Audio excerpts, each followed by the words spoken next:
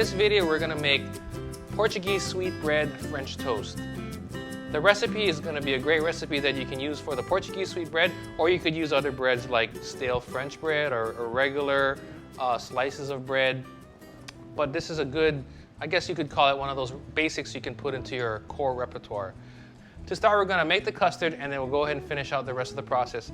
I have eggs that we're gonna put in a bowl here to get our custard going.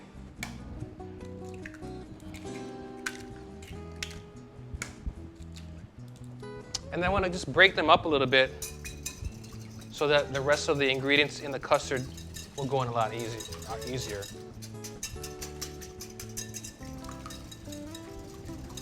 I have a little bit of vanilla extract that's going to go in now. And then we have whole milk.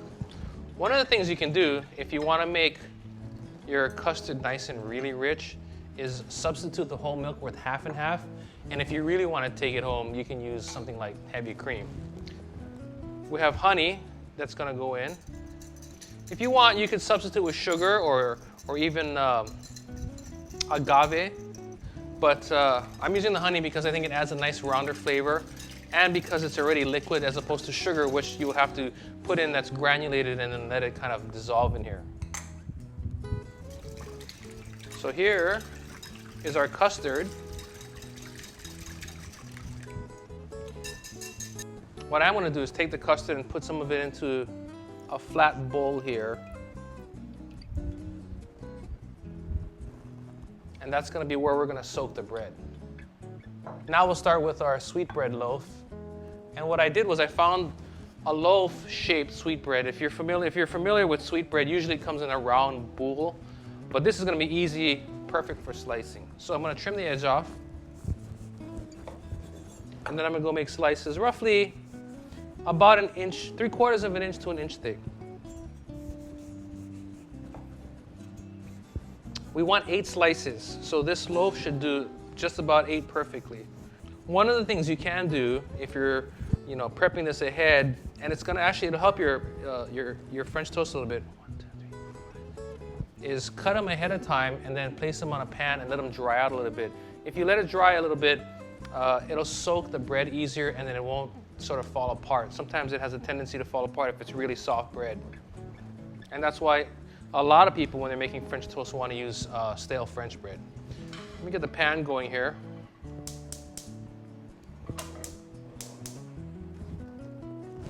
While the pan's heating, we're going to go ahead and soak the bread. Now I use a shallow pan and I put my custard in here so that I can put the pieces of bread in and let them absorb and have plenty of space to do that. I'll start with 4 slices. We'll let them sit for a bit, then I'm going to turn them over. You want to be gentle with this because it's soaking the egg, and Portuguese sweetbread can be a delicate bread.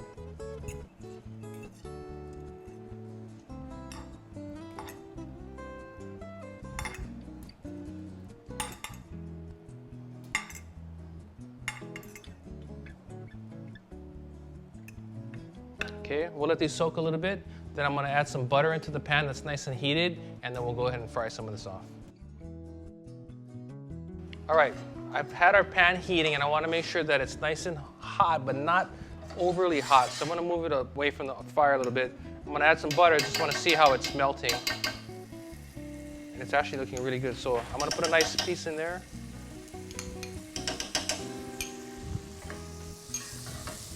I'll let it start to melt.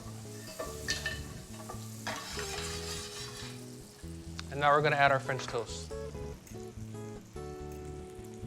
Again, this is nice. It's a delicate piece, so we want to be gentle with it. We'll lay it right into the pan.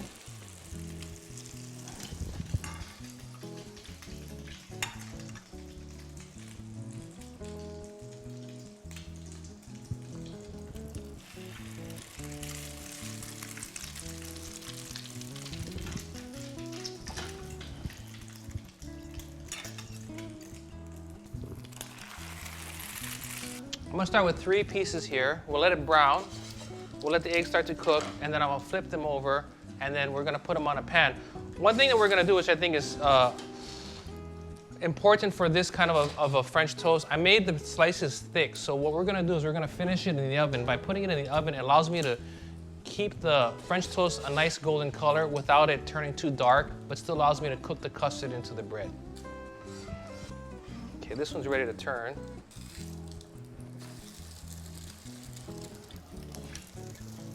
Turn this one over as well. See how it's nice and golden? This one will let it go a little bit more.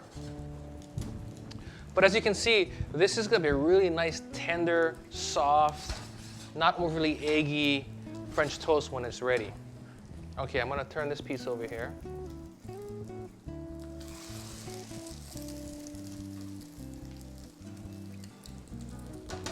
Now while this is finishing out, I'm gonna go ahead and get my next batch going. Okay, I've browned both sides of each of these pieces of French bread. I put them on a pan now, and then I'm gonna put them inside the oven, and we're gonna do it for about 5 minutes. What I wanna do is I wanna finish the custard baking on the inside, and I'll know they're done when the French toast will start to souffle just slightly. They'll puff up a little bit. Then I'll pull them out, and they'll be ready to serve.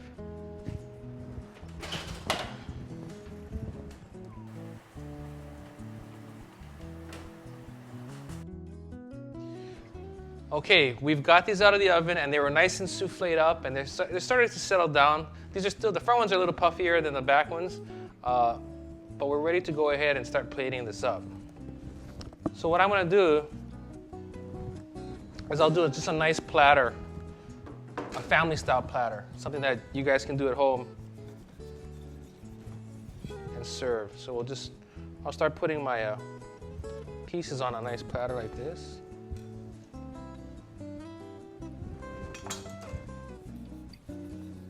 Now remember, you can use sweet bread, you can use French bread.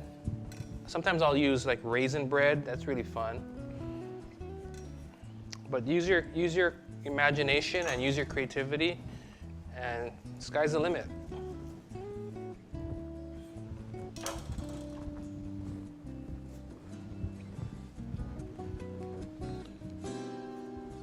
So here we have our French toast plated up nicely. And now, it's always nice to make the presentation pretty. So I have some powdered sugar that we'll put on the plate.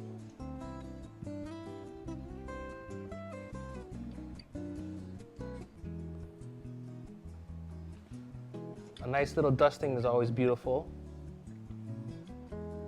And then I have berries. So we have blueberries. We'll put some on the plate.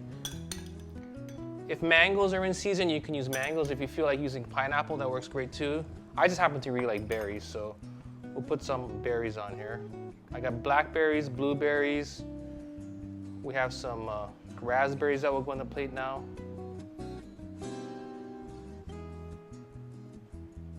Keep it colorful, you know.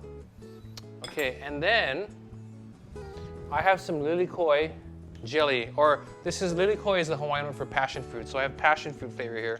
I'm just gonna put a little on the table, on the plate here in little spots, so that when people or your guests or your family serve themselves, they can go ahead and take a little bit of this jelly and add it to their plate, and then, you know, or dabble a little bit here, a little bit there.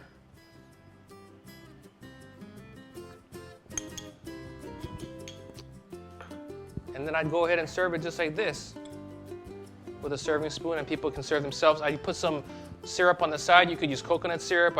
This is real maple syrup that I'm using here. Or you could go and experiment and make your own syrups. But essentially here is our baked sweetbread French toast. And for more recipes like this, visit us at foodland.com.